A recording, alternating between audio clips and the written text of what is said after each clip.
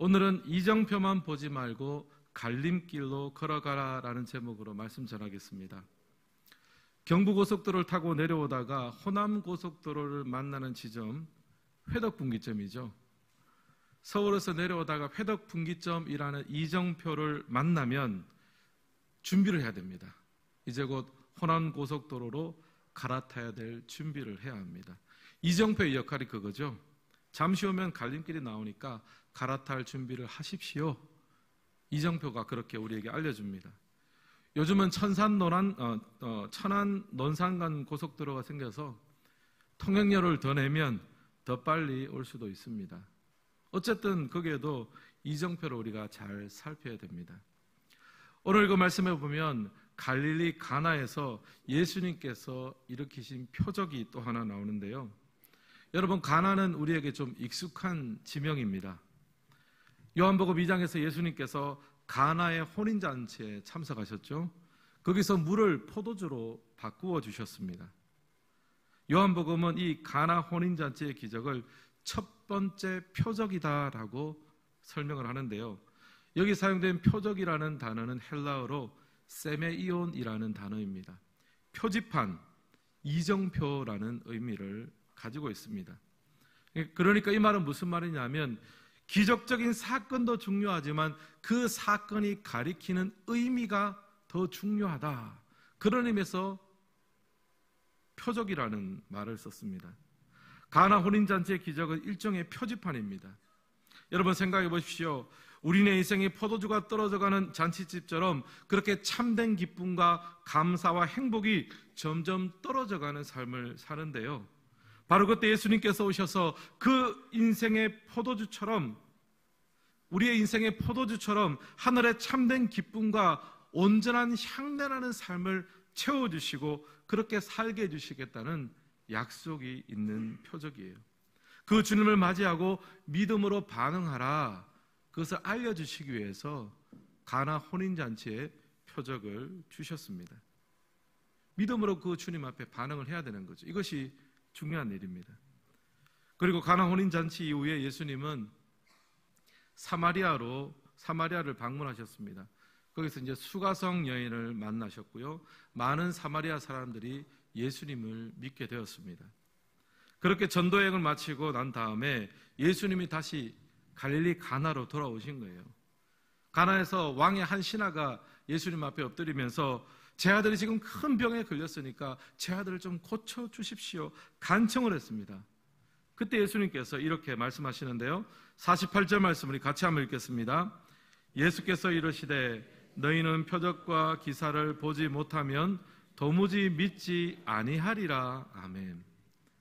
여기 보면 예수님께서 어떻게 말씀하십니까? 너희는 표적과 기사를 보지 아니하면 도무지 믿지 않을 거다.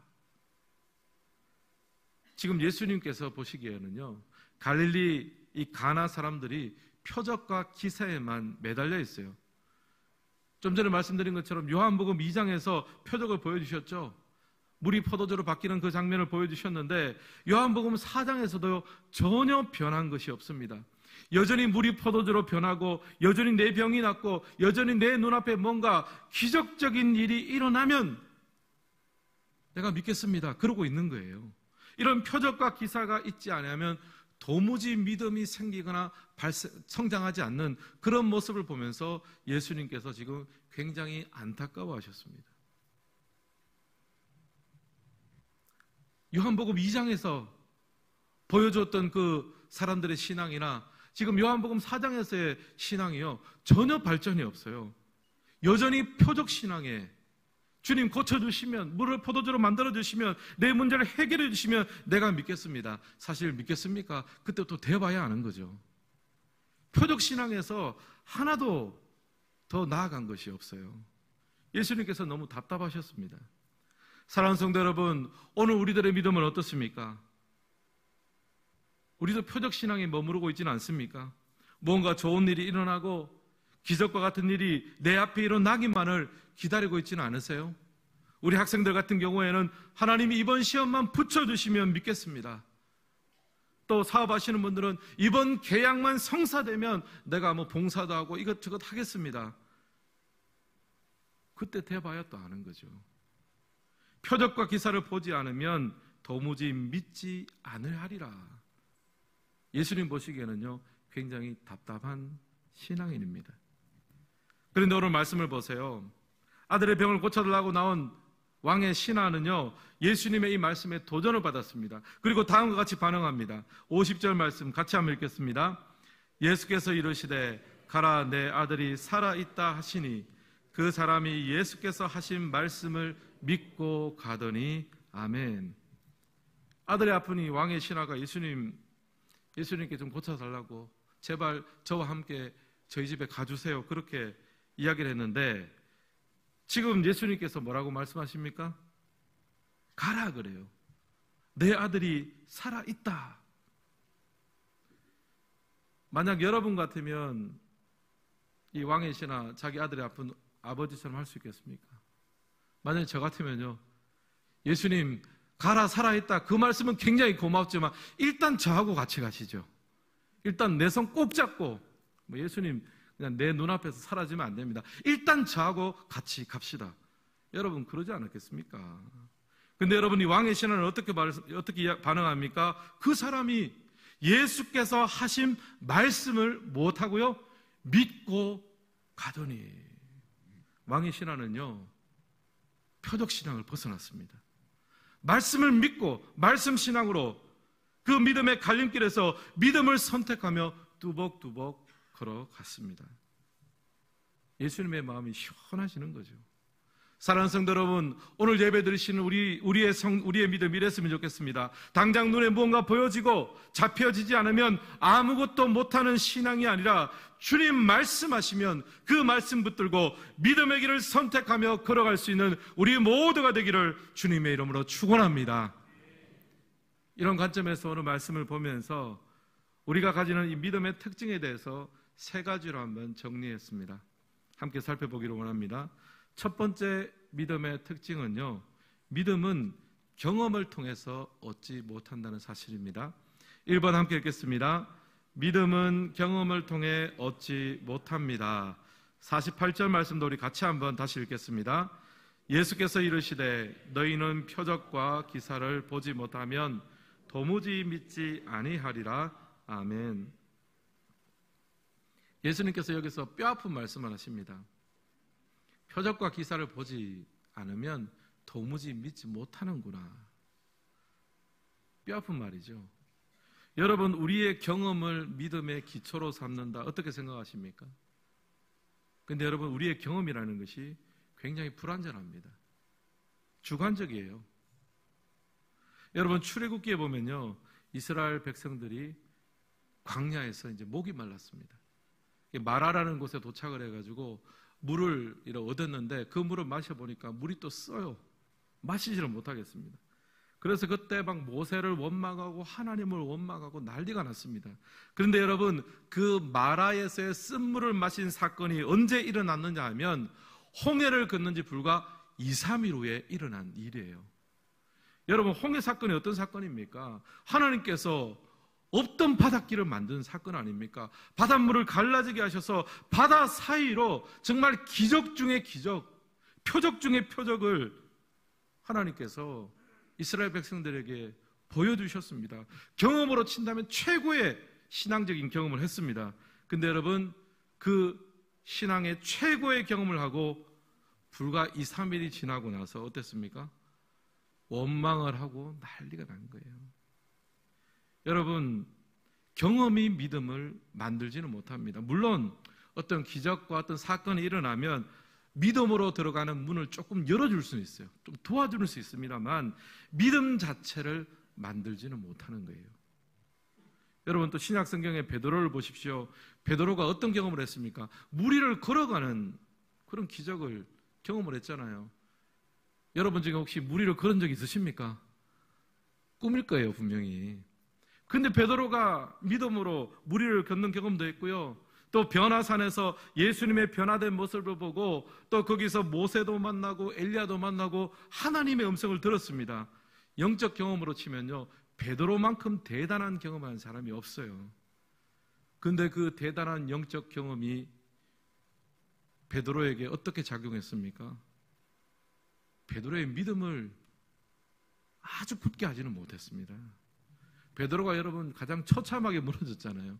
예수님 잡혀가시는 날에 3번이나 예수님을 부인하고, 여러분 그런 어떤 굉장한 경험들, 어떤 그런 경력들, 이력들이 믿음을 담보하지는 못하는 거예요. 사랑하는 성도 여러분, 우리가 살아가면서 경험하는 모든 것들을 통해서 우리의 믿음이 자라는 것은 아닙니다. 오래된 신앙의 연륜 자체가 믿음을 만들지는 못합니다. 혹은 내가 받은 직분 자체가 믿음을 만들어내는 것은 아닙니다. 이런 경험과 이력과 이런 모든 것들은 믿음으로 가는 문을 잠깐 열어줄 수는 있을지 몰라도 믿음 자체를 만들어내지는 못하는 거예요. 제가 한 예능 TV 프로그램을 봤는데요. 여러분 이거 아십니까? 나는 솔로다 혹시 아세요? 제가 지나가면서 한번 봤는데 굉장히 재밌더라고요.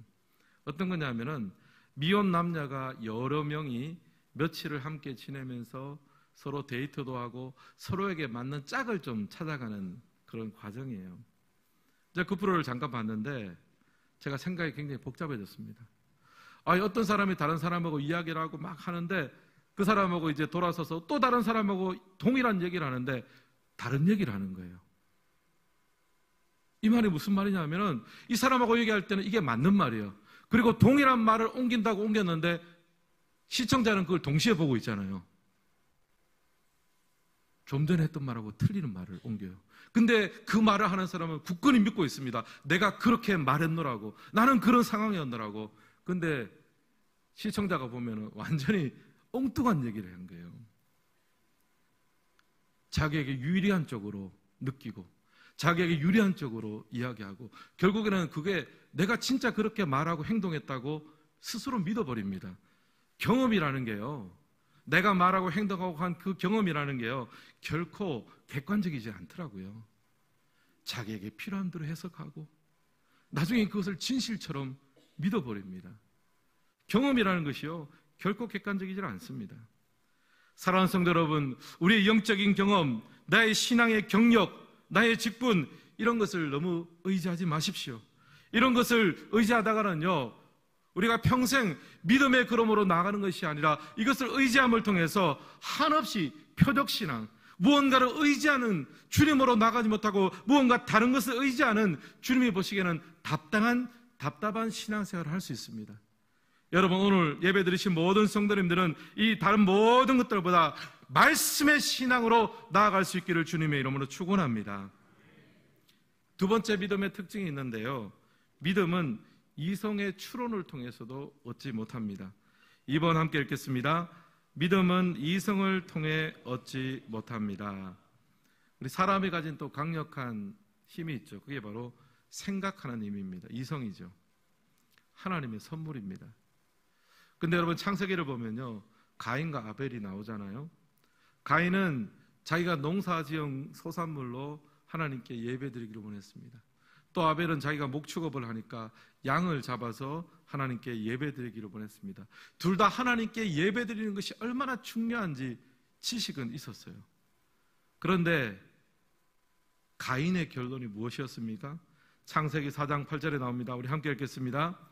가인이 그의 아우 아벨에게 말하고 그들이 들에 있을 때 가인이 그의 아우 아벨을 쳐 죽이니라. 가인은 예배드리는 게 중요한 것도 알았습니다. 근데 그 영적인 지식이 결론은 어떻게 나왔습니까? 자기 동생 아벨을 시기 질투해서 쳐 죽이는 것으로 나갔습니다. 여러분 믿음이라는 것은요, 신앙이라는 것은 물론 이성의 추론과 논리가 필요합니다. 그거 없으면 맹신이 되겠죠. 하지만 이성과 논리를 가지고는, 그것만 가지고는 믿음을 만들어낼 수가 없습니다. 누가복음을 보면요 또 제자들이 전도여행을 다녀왔습니다. 그리고 기쁨에 들떠서 예수님께 보고를 하는데요 이렇게 보고합니다. 누가복음 10장 17절 같이 한번 읽겠습니다. 70인이 기뻐하며 돌아와 이르되 주여 주의 이름이면 귀신들도 우리에게 항복하더이다. 아멘. 지금 제자들이 신나서 이야기하는 게 뭡니까? 우리가 전도에 가서 귀신 들린 자가 있으면 예수님의 이름으로 쫓아내면 귀신들도 우리에게 항복을 했습니다. 어떻게 보면요, 귀신들이 예수님에 대해서 더 잘 알고 있습니다. 더 영적인 지식을 많이 가지고 있습니다. 예수님의 이름으로 뭐라고 하면 우리가 순종하고 들어야지, 우리가 어쩔 수 없어. 영적 지식을 귀신들이 가지고 있어요. 근데 그렇다고 해서 귀신들이 구원 얻는 믿음을 가집니까? 아닙니다. 지식이 믿음 자체를 주지는 못하는 거예요. 여러분, 요즘은 이제 종교다원주의 시대다, 그런 말을 많이 합니다. 예를 들면 이렇습니다. 저기 이제 지리산에 가면 최고 높은 봉우리가 뭡니까? 천왕봉이 있죠. 천왕봉에 올라가는 길은 여러 갈래가 있잖아요. 정상에 이르는 길이 꼭 하나일 필요는 없습니다. 마치 그런 것처럼 지리산의 정상처럼 우리 인생에 어떤 의미를 주고 가치와 보람을 주는 그런 존재가 있으면 좋겠다는 거예요. 그것이 하나님이 되든 신적인 존재가 되든지 그것은 인정한다는 거예요. 그런데 그 하나님께로 가는 길이 꼭 예수를 믿는 길 하나뿐이냐? 종교다원주의는 여기서 걸려 넘어지는 거예요. 이성과 논리로 신앙을 추구하면 종착역은요, 종교다원주의입니다. 하나님 같은 그런 신적인 존재는 인정하지만 내가 믿고 마음의 평안을 주면 좋지, 그러나 그 하나님께로 가는 길은 예수님 뿐이냐? 아니다. 내 나름대로 불교도 있고 참선도 하고 내 나름대로 그렇게 해서 그걸 누리기만 하면 되지. 이성의 추론은요, 논리는 결과적으로 종교다원주의의 덫에 걸리게 됩니다. 그러면 경험도 믿음을 만들어내지 못하고, 이렇게 우리가 생각하는 이 이성도 믿음을 만들어내지 못한다면 믿음에 이르는 길은 무엇입니까? 믿음은 하나님의 말씀을 들음으로써 우리에게 주어집니다. 세 번째 믿음의 특징, 믿음은 말씀을 통해서만 얻습니다. 같이 한번 읽겠습니다. 믿음은 말씀을 통해서만 얻습니다. 앞서 믿음의 특징에 대해서 두 가지 말씀드렸죠. 첫째, 경험 자체가 믿음을 만들지는 못합니다. 나의 오랜 신앙 경험, 오랜 경륜 혹은 직분 그 자체가 우리에게 믿음을 주지는 못합니다. 둘째, 이성으로도 믿음에 이르지를 못합니다. 교회 역사는 우리에게 보여줍니다. 이성과 논리적 축으로 신앙생활을 하면 결론은 인본주의에, 결론은 종교다원주의에 이르게 됩니다. 2000년 교회사가 그것을 증명하고 있습니다. 그렇다면 우리가 믿음에 이르는 길은 어떻게 발견할 수 있습니까? 말씀을 통해서만 얻을 수 있습니다. 50절 말씀 같이 한번 읽겠습니다. 예수께서 이르시되 가라, 내 아들이 살아있다 하시니 그 사람이 예수께서 하신 말씀을 믿고 가더니. 아멘.